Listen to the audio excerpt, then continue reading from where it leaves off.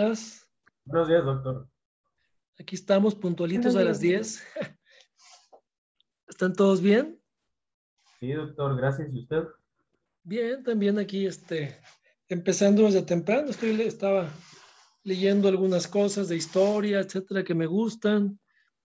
Empezaba a profundizar un poco de la historia y ya me dieron las 10 cuando me marcó ahorita Fernanda. ¿Sí? Doctor, ya es hora de la clase. Ah, pues sí, ¿verdad? Y aquí conectándome con ustedes de nuevo, ¿eh? Entonces vamos a continuar con el día de hoy, con el capítulo de laringe, el primer capítulo de laringe, que son realmente pues problemas infecciosos, fundamentalmente inflamatorios, ¿va? Nos habíamos quedado en histoplasmosis. Esta fue la última que vimos, o la vamos a ver, ¿verdad? La histoplasmosis, ¿va?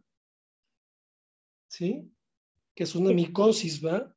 Habíamos visto anteriormente, dentro de las infecciones micóticas, las más frecuentes, pues son las candidiasis laringea, la candidiasis, ¿va?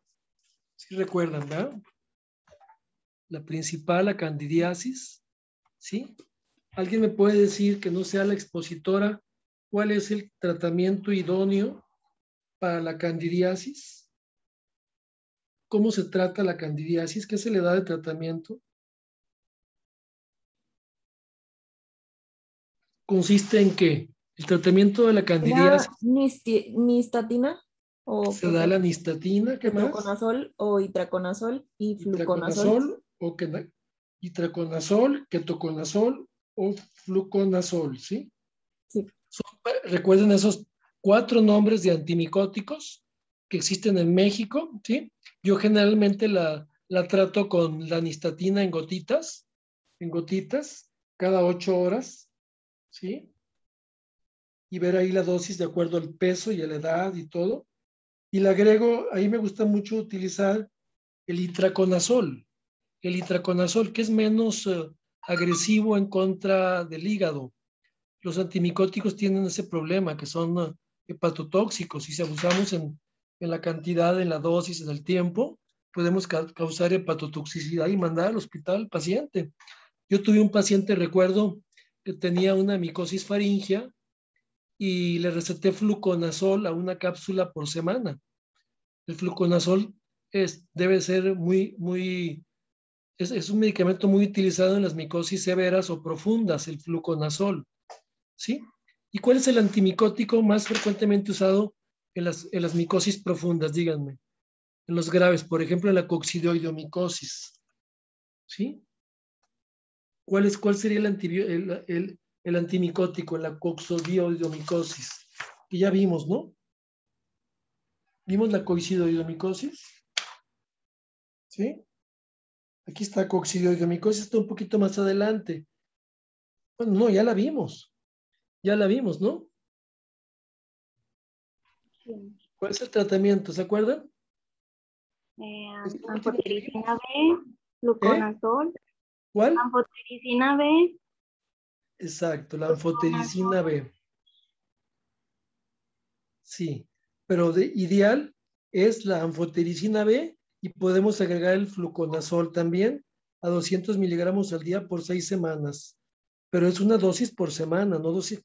Si, pues aquí dice 200 al día, van a causar una insuficiencia hepática del paciente. Se me hace una dosis muy alta. ¿Sí? Pero bueno, recordar que la anfotericina B sería el quinto medicamento antimicótico utilizado, sobre todo en las micosis profundas. Lo vamos a ver ahorita después de ¿dónde está la histoplasmosis? Bueno, ya la vimos, la coccidioidomicosis. Vamos a empezar con la histoplasmosis. A ver, adelante. Bueno, la histoplasmosis laringea es una infección causada por histoplasma y la primera puede ser por un Capsulatum, histoplasma capsulatum, tiene un apellido. y además se acompaña de lesiones laringeas. El 30% de los individuos que desarrollan la forma diseminada pues también van a presentar lesiones en boca, nariz, laringe. Sí. Algunas de sus primeras manifestaciones clínicas son las úlceras de la mucosa Y bueno, son el hallazgo mandatorio en las infecciones de las vías respiratorias superiores. Sí, desde el punto de vista histológico, las lesiones constan de granulomas de células epitelioides, células gigantes, macrófagos que contienen hongo, células plasmáticas y linfocitos. sí. También puede haber necrosis gaseosa y proliferación fibroblástica. La laringe puede demostrar lesiones exofíticas con masas ¿Qué es nodulares. exofítica? ¿Qué es exofítica? ¿Qué es una lesión exofítica? A ver, ¿qué leíste que es una lesión exofítica? Necrosis Lesiones sólidas, gaseosa, proliferación de circunscritas, fibroblastos. hace relieves ¿Eh? blancos. Es una lesión sólida, excretente y circunscrita que va a tener un relieve sobre la mucosa.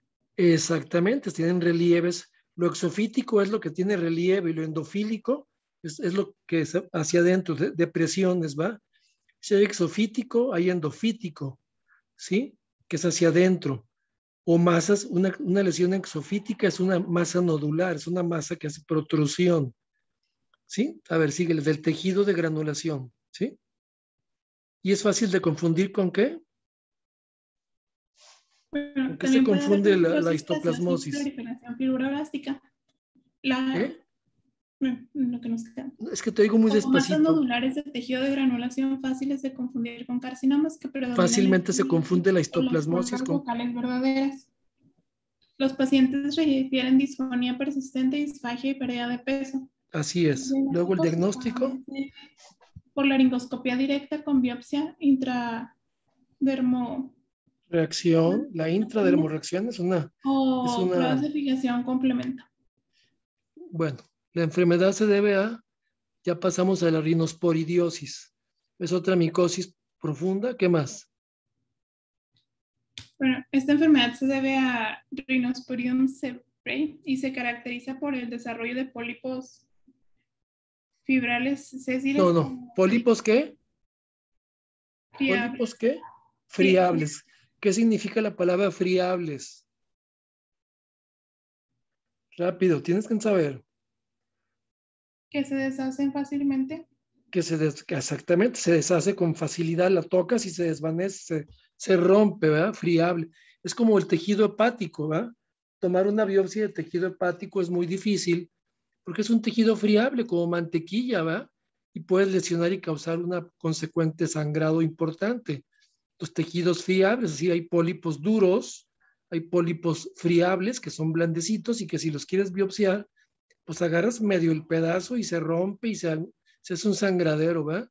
¿Qué más? Sésiles, ¿qué significa sésil o pediculado? Que está fijado pues, a la mucosa. Los sésiles que está fijado y lo pediculado que tiene un cordoncito que lo une, ¿verdad? Que está colgando. ¿Y está localizado en dónde? Bueno, se encuentra en la mucosa de nariz, laringe, oídos y ojos. El mecanismo de transmisión más común, pues, es la natación con aguas contaminadas y predomina en adultos jóvenes y varones. Los pólipos en la laringe se acompañan de disfonía con grados variables de disnea y obstrucción respiratoria. Así es El lógico. diagnóstico se establece mediante laringoscopia directa con biopsia de las lesiones que revelan la presencia de esporangios. Los esporangios, sí. El tratamiento consiste en la excisión quirúrgica con múltiples. Está indicada la anfotericina B, antimicótico, para infecciones de micosis profunda, como son estas últimas que vimos, ¿va? Ahora vamos a ver el gran tema de traumatismos laringios. ¿Vas a continuar tú? Sí. Bueno, a ver, ¿qué son? Las manifestaciones clínicas en caso de haber presentado un traumatismo laringio, pues pueden ser los siguientes signos y síntomas, que es deformidad en el cuello, enfisema subcutáneo, dolor local acompañado de edema, crepitación ósea, obstrucción progresiva de las vías respiratorias con disnea y estridor, disfonía o afonía, tos, hemoptisis y hematenesis, disfagia y odinofagia. Toda esa sintomatología muy florida, ¿verdad? Lo vemos que causa muchos síntomas.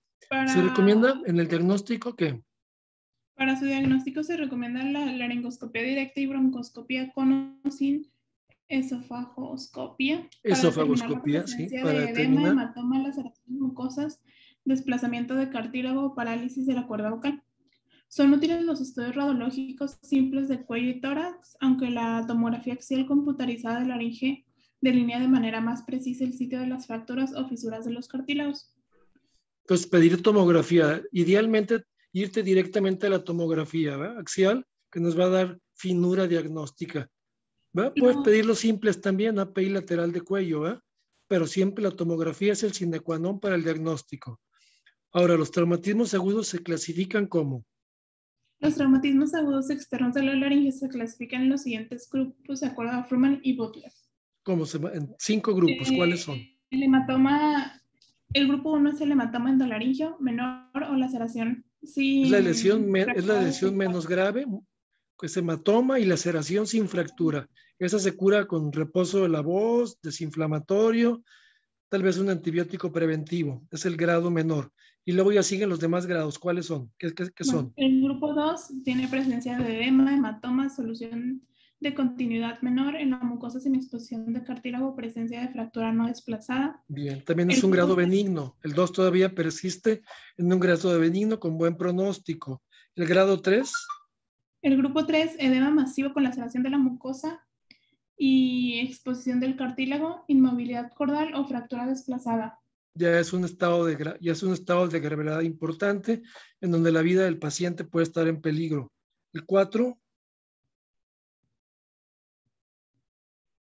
Lo mismo que en el grupo 3, pero con 2 áreas de fractura o bien traumatismo masivo sobre la mucosa laringea. Sí. Y el grupo 5 es la separación laringotraqueal. Separación laringotraqueal es una lesión pues, súper grave, ¿verdad? La laringe, la tráquea es un traumatismo que separa prácticamente pues, el cuello, lo divide en dos, ¿verdad? De la laringe y la tráquea. Es una separación del primer cartílago traqueal con el cricoides, ¿verdad?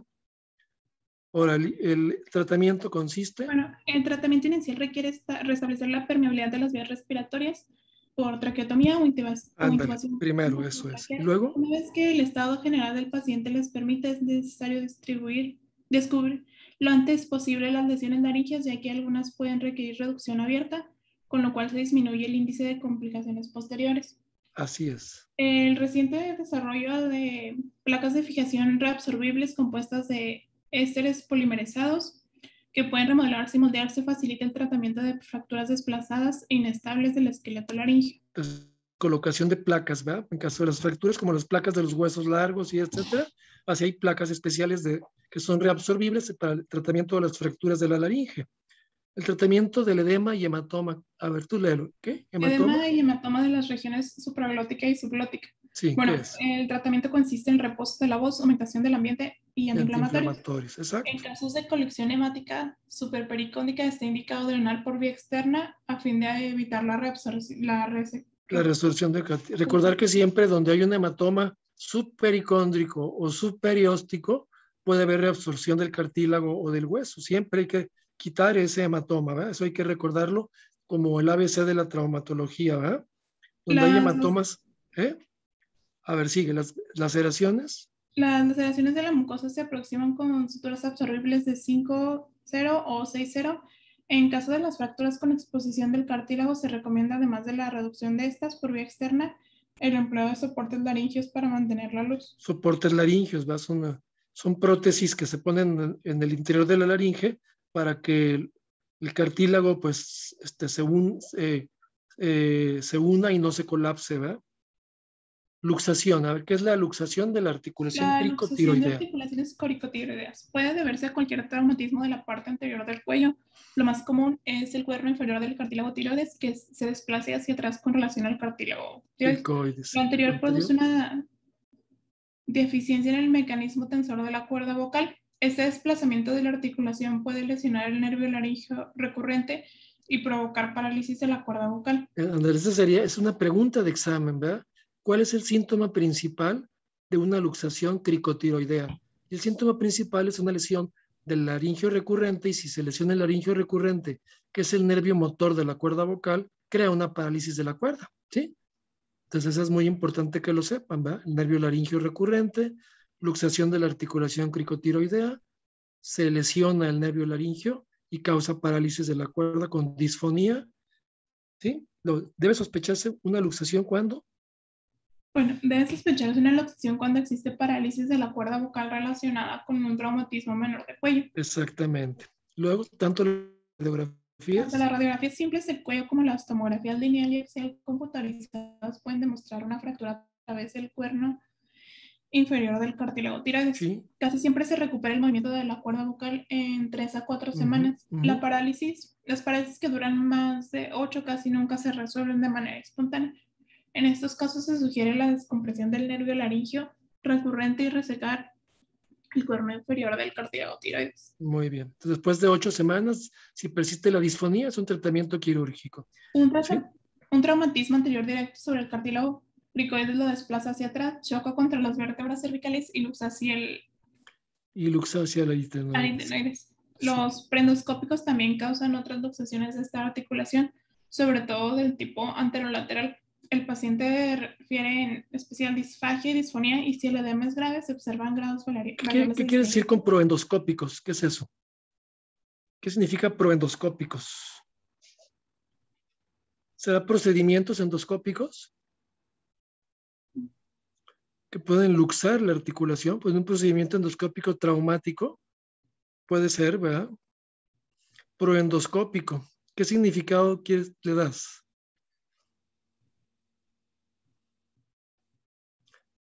Proendoscópico se refiere a procedimientos endoscópicos, ¿verdad? Cuando ese es un procedimiento de, por ejemplo, una extirpación de un nódulo laringio y forzas demasiado el endoscopio rígido, puedes causar luxación de la articulación, ¿sí? ¿Sí? Causan en ocasiones luxaciones. Los proendoscópicos se refiere a procedimientos laringoscópicos con el endoscopio rígido en cirugía, ¿sí? Y luego quitan el endoscopio, termina la cirugía, quitar el tumorcito, y el paciente ¿qué refiere? Bueno. ¿Va a referir disfagia y disfonía? Sí, y si el edema es grave. Pues va a tener disnea y estridor. Sí, es que te oigo muy despacito. ¿No pudieras mejorar? Como que le está fallando el internet. Es mi internet. Bueno, ¿el diagnóstico se establece? El diagnóstico se establece mediante laringoscopia directa que revela edema de la región aritenoidea y del repliegue aritenoepiglótico, que dificulta la observación de la apófisis vocales del aritenoides y las cuerdas vocales verdaderas. Así es. ¿El tratamiento consiste en? El tratamiento consiste en tratar de reducir la luxación mediante manipulación directa con ayuda de una espátula laringea, ejerciendo presión sobre la superficie lateral de la apófisis vocal y el cuerpo del aritenoides. El objetivo es levantar y empujar el cartílago en una dirección medio posterior. Lo anterior es útil en las primeras 3 semanas de la lesión. Muy bien. Ahora, las fracturas del hueso yoides, ¿verdad? El hueso que está arriba de la laringe, ¿verdad? Las fracturas del hueso pueden ser aisladas o múltiples de los cartílagos laringeos. Lo más frecuente es que ocurran en la región central del cuerpo yoides. Se acompañan de dolor y edema de la porción anterosuperior del cuello con crepitación o la palpación durante la deglución. Sí. Entre las causas etiológicas más comunes se encuentran la estrangulación, el ahorcamiento, accidentes de tránsito, heridas por arma de fuego y arma blanca y deportes como el karate o el baloncesto. El diagnóstico se establece por sospecha clínica y una radiografía de las partes blandas de la laringe, o bien con una tomografía axial computarizada en la que se reconoce la solución de la continuidad ósea. Sí. Si no es posible identificar. Si no es posible identificar con claridad las estructuras laringeas con una laringoscopia directa, se recomienda laringoscopia directa para descartar. Indirecta, se recomienda la laringoscopia directa. Así es. Para descartar la posibilidad de la lesión concomitante de las estructuras internas de la laringe, en especial la avulsión de la epiglotis. Avulsión de la epiglotis. Muy bien. ¿Qué más? Tratamiento. Si hay además supraglótico de consideración o formación de un hematoma lo bastante grande para poder obstruir la respiración, se recomienda traqueotomía. Las fracturas del hueso yoides se inmovilizan con un hilo de alambre del número 28 para evitar una unión defectuosa de los fragmentos del hueso o su desplazamiento persistente, que se acompaña de dolor durante la deglución o referido al cuello y sensación de un cuerpo extraño. Ok, con hilo de alambre 28 o con mini placas o le llamas modernamente mini placas, uso de mini placas, ¿verdad? Para reducir la fractura del hueso.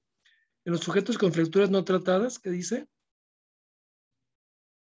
Y síntomas crónicos, se elimina el área de fractura, el cuerpo del yoides. Se quita todo el cuerpo del yoides. Bueno, fracturas del cartílago cricoides, que es el cartílago más grande de la laringe. Cartílago tiroides. Bueno, ¿Qué? Léelo eso. Las fracturas del cartílago tiroides pueden afectar las áreas siguientes. Las fracturas del cartílago tiroides pueden afectar las áreas siguientes.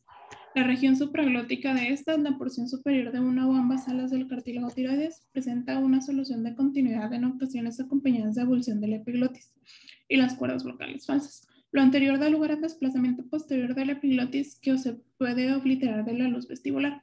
En caso de rotura del ligamento epiglotico, se puede formar delante del epiglotis una falsa vía que lleva a la cavidad laringea, pero no a un nivel más inferior.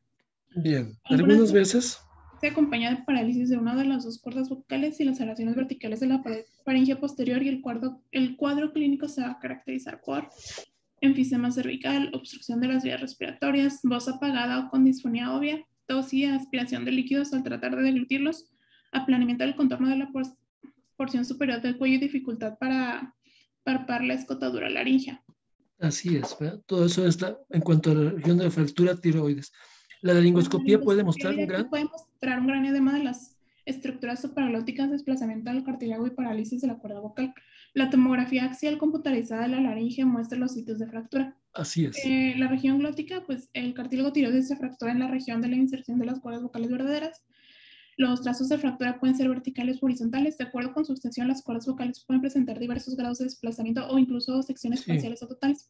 Son frecuentes laceraciones de la mucosa laringea y parálisis de la cuerda vocal secundaria a daño del nervio laringeo recurrente o la articulación coricotiroidea. Cricotiroides. O sea, las fracturas del cartílago tiroides, recuerden, son graves y afectan en grosso modo a las cuerdas vocales y su movimiento. ¿Eh? El tratamiento de las fracturas del cartílago tiroides, ¿cuál es? Bueno, es asegurar una vía respiratoria permeable mediante traqueotomía, mediante colocación de una cánula entre el segundo y tercer anillo. Eso grábenselo bien. Espérate. ¿Sí? Entonces, lo más importante en todos los traumatismos de la laringe es asegurar la vía permeable, ¿sí? O intubando y haciendo traqueostomía o ambas. En general se recomienda tratar de intubar al paciente y posteriormente hacer la traqueotomía. Sin una intubación previa, a veces nos dificulta el procedimiento. Se dificulta, y más si en un momento dado la traqueotomía es de difícil acceso, podemos tener problema con la oxigenación del paciente, puesto que no tenemos una vía adecuada de ventilación, ¿verdad? Entonces siempre en general intubarlo y efectuar la traqueotomía, ¿sí? Y la traqueotomía, recordarlo, y es pregunta de examen, ¿sí? ¿Entre qué anillos se recomienda la traqueotomía, ¿sí? Y la traqueotomía siempre se debe de procurar entre el segundo y el tercer anillo de la tráquea, ¿sí? Si se hace arriba, es una traqueotomía superior y puede causar lesiones de la laringe. Y si se hace muy abajo, puede causar lesiones vasculares, ¿sí? Como del tronco brachiocefálico, y causar la muerte del paciente. Si te vas a muy abajo y le pegas a la arteria innominada, que se denomina arteria innominada, ¿sí? Matas al paciente. O creas o le picas a la pleura, al vértice de la pleura, que también hay casos, creas un neumotórax espontáneo y complicas al paciente. ¿Sí? Las traqueotomías bajas. ¿Sí? Ahora, haces una laringoscopía directa y ¿qué sucede?